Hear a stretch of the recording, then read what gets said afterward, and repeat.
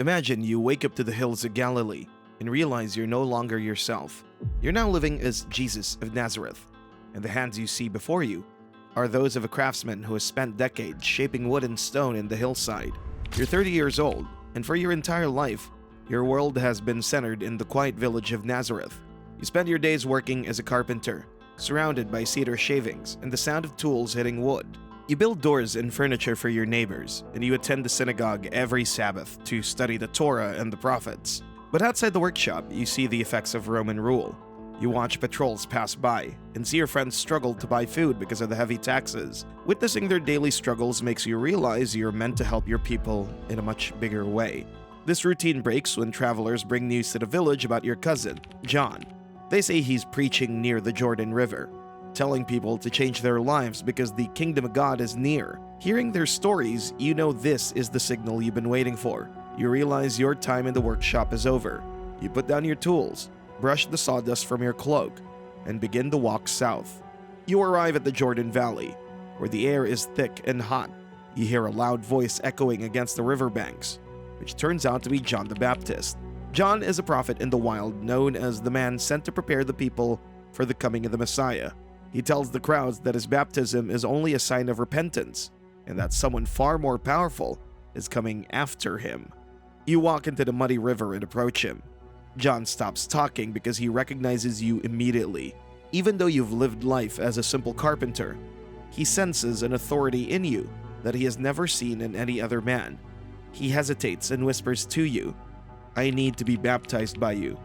And do you come to me?" You look him in the eye and reply, "Let it be so now. It is proper for us to do this to fulfill all righteousness." John accepts your word and lowers you into the river. As you emerge from the water, the sky opens and you feel the Spirit of God descend upon you. A voice from heaven speaks. It says, "This is my Son, whom I love. With him I am well pleased." This divine confirmation marks the beginning of your mission, and the Spirit immediately leads you away from the crowd and into the Judean wilderness. You stay there for 40 days, eating nothing, which causes your hunger to become a constant physical pain. When you're at your weakest point, the tempter appears to challenge your identity. He points to the stones on the ground and tells you to turn them into bread if you are the Son of God. You refuse to use your power for your own needs, answering that people do not live on bread alone, but on every word that comes from God. Because this first attempt fails, the tempter takes you to the highest point of the temple in Jerusalem. He tells you to jump off to prove that God's angels will catch you, but you reply that it is written not to put the Lord your God to the test. Finally, he takes you to a high mountain and offers you control over all kingdoms of the world if you will worship him. You reject the offer and command him to leave, declaring that you serve and worship God alone. After the tempter leaves, angels come and attend to your needs. With the trial in the desert complete, you leave and return to the towns, which marks the beginning of your public ministry and your coming confrontations with religious and political leaders. At 31 years old, you return to the shores of the Sea of Galilee, where large crowds gather to hear you speak. Because the crowd is pressing in, you step into a boat belonging to a fisherman named Simon Peter and ask him to push out a short distance from the shore. Then you sit in the boat and teach the people gathered along the water.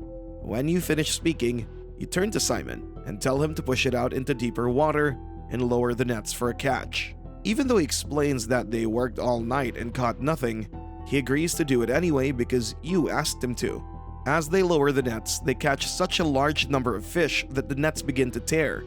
This massive haul causes both Simon's boat and a nearby vessel to begin sinking, which leaves Simon Peter in a state of shock. Because he's overwhelmed by the power of the event, he falls at your knees and asks you to leave because he considers himself a sinful man. You tell him not to be afraid and explain that from now on, he'll be catching people instead of fish. Once the boats reach the shore, Simon and his partners leave their fishing business behind and follow you. Then you walk past a tax collection booth. You see a man named Matthew sitting there. He's wealthy, but he's hated by his own people for working with the Romans. He's heard the reports of your miracles across Galilee. So when you say, "Follow me," and offer him a place in your inner circle, he realizes this is his only chance to leave his old life behind. He stands up immediately, leaves his money and his booth to join your group. As you walk, a man covered in leprosy finds you. He falls at your feet in the dirt and cries out, "Lord, if you want to, you can make me clean." In this world, no one touches a leper. It's forbidden. Yet you do not move away. You reach out and place your hand on his skin. You say, "I do want to. Be clean." Then the disease leaves his body instantly.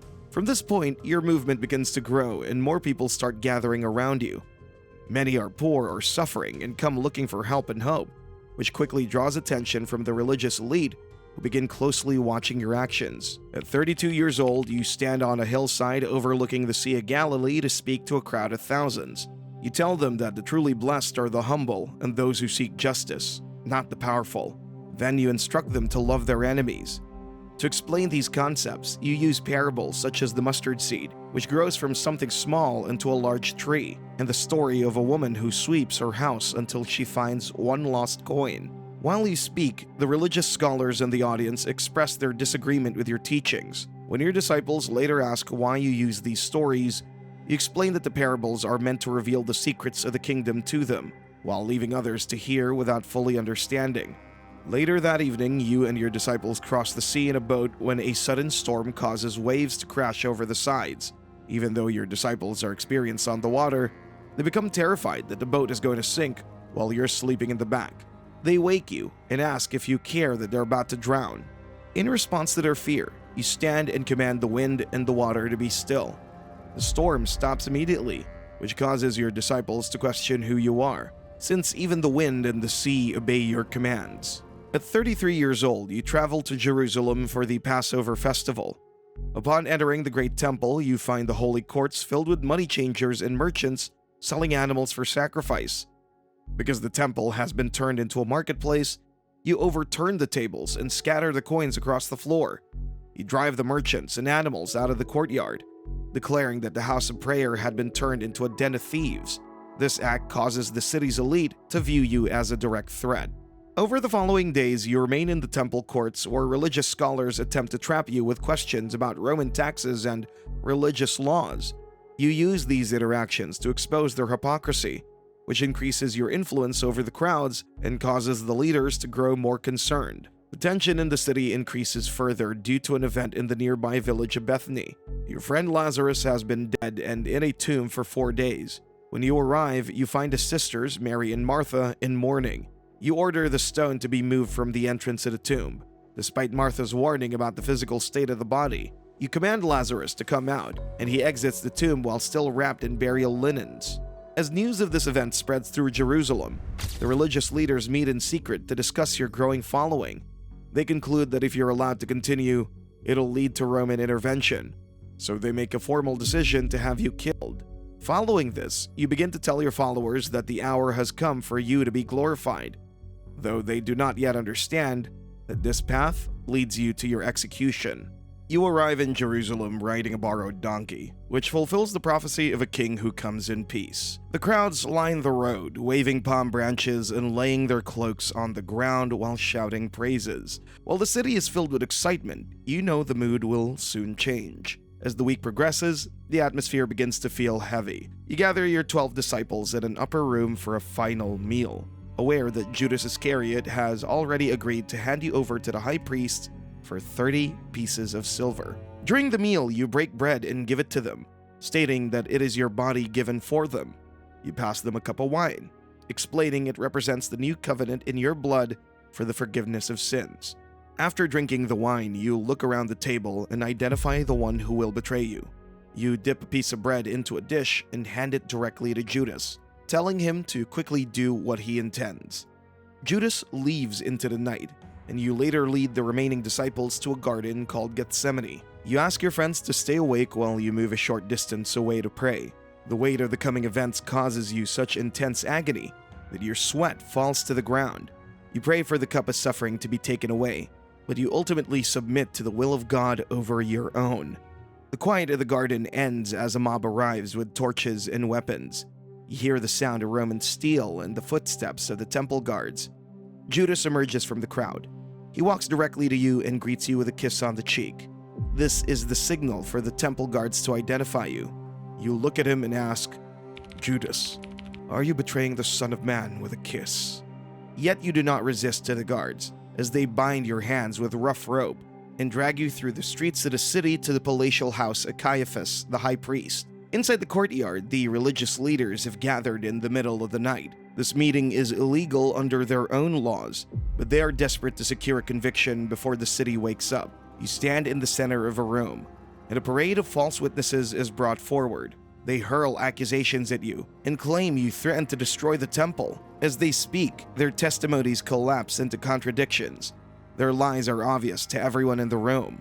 Because of this, the high priest Caiaphas grows furious. He steps out from his seat and demands an answer. Have you no answer to these charges? He shouts. You remain silent and refuse to give them the answers they demand. Pushed to the breaking point, Caiaphas finally commands you under oath to declare if you are the Messiah and the Son of God. You look at the high priest, break your silence, and answer, I am. And you will see the Son of Man sitting at the right hand of the Mighty One and coming on the clouds of heaven. This statement causes the high priest to tear his clothes and accuse you of blasphemy. The council immediately agrees that you are worthy of death, and the guards begin to mock and strike you as the religious trial concludes. Because the Jewish leaders do not have the authority to carry out an execution, they take you to the Roman governor, Pontius Pilate. Pilate questions you in his headquarters and asks if you are the king of the Jews. You confirm his statement, and through the conversation, Pilate realizes that the charges against you are based on envy. He goes out to the crowd and declares that he finds no fault in you, but the religious leaders stir the people into a frenzy. They demand your execution, and because Pilate fears a riot would threaten his political career, he calls for a basin of water. He washes his hands in front of a crowd to signal his lack of responsibility for the decision. He then surrenders you to their demands to maintain order. The Roman soldiers take you into the courtyard. They tie you to a stone pillar and use leather whips tipped with lead and bone to scourge you. The process is designed to tear the skin and weaken the body until the prisoner is near death. The soldiers then drape a purple robe over your bleeding shoulders. They twist a branch of thorns into a circle and press it deep into your scalp. They put a reed in your hand and kneel in front of you and mock you by spitting and striking you on the head. You're now forced to carry a heavy, rough-hewn crossbeam. As you walk through the narrow streets of Jerusalem, a massive crowd lines the path. Some people weep, while others mock you. Your physical strength fails as your knees buckle under the weight of the wood. The soldiers grab a man named Simon from Cyrene who's walking by and force him to carry the beam the rest of the way. After a few hours, you reach a limestone hill called Golgotha. The soldiers strip away your clothes and throw you backward against the wood. They drive iron nails through your wrists and your feet and lift the cross into the air. You hang between two common criminals. Below you, the soldiers cast dice to see who'll keep your clothes. You look down at the people who harmed you and pray, Father, forgive them, for they do not know what they're doing. While you're on the cross, the religious leaders stand at the foot of the hill and mock you, stating that if you save the others, you should now save yourself. One of the criminals hanging beside you joins in these insults, but the second criminal defends you by pointing out that you have done nothing wrong. He asks you to remember him when you come into your kingdom, and you respond by promising that he will be with you in paradise that very day. Amidst this, you see your mother and your disciple John standing nearby. Despite your physical condition, you act to ensure your mother's future security. You tell her that John is now her son, and instructs John to look at her as his mother. Because John understands the responsibility of this request, he takes her into his own home from that hour to provide for her needs and protection. It is now noon. The weight of the world's suffering presses down on you. At 3 p.m, you gather your final breath. You cry out with a loud voice, It is finished, and bow your head. You proceed to whisper, Father, into your hands I commend my spirit. And then your physical life ends. At that moment, the earth shakes, and the Roman centurion standing guard witnesses the matter of your death.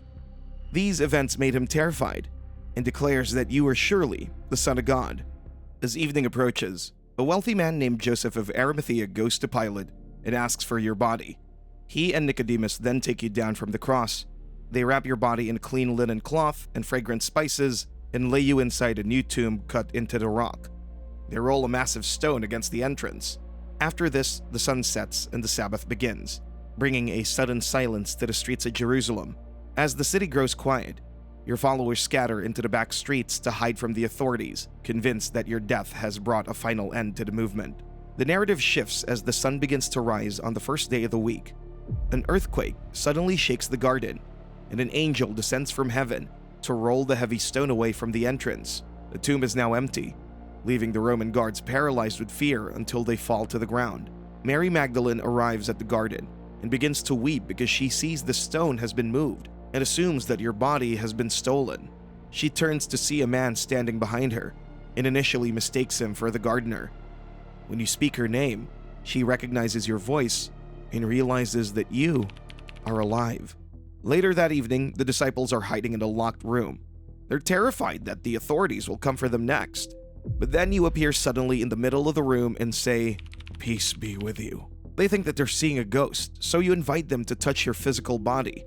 You show them the scars in your hands and on your side, proving that death no longer has any power over you. You spend the next 40 days walking with your followers. You eat meals with them and explain how every struggle and every ancient prophecy led to this victory. You prepare them for what comes next. You gather the disciples together on a hilltop for the first time. As you look at the men and women who traveled with you, you give them a final command. You state that all authority in heaven and on earth has been given to you. And you instruct them to go and make disciples of all the nations. You tell them to baptize these followers and teach them to obey everything you've commanded, promising to be with them until the end of the age. As you speak these words, you're taken up into the sky until a cloud hides you from their sight. The disciples remain on the hilltop, looking into the heavens, realizing that their work is now beginning. They leave the mountain and return to Jerusalem to wait for the power you promised would come for them. From this point, your followers tell your story to everyone they meet. The message spreads from the streets of Judea to every corner of the globe. Your journey from a carpenter's bench in Nazareth to the triumph of the empty tomb remains the most influential life ever lived. It continues to challenge how the world thinks about power, love, and sacrifice. If you enjoy this journey through the life of Jesus, considering subscribing for more historical and narrative deep dives. Share this video with someone who needs to hear this story today.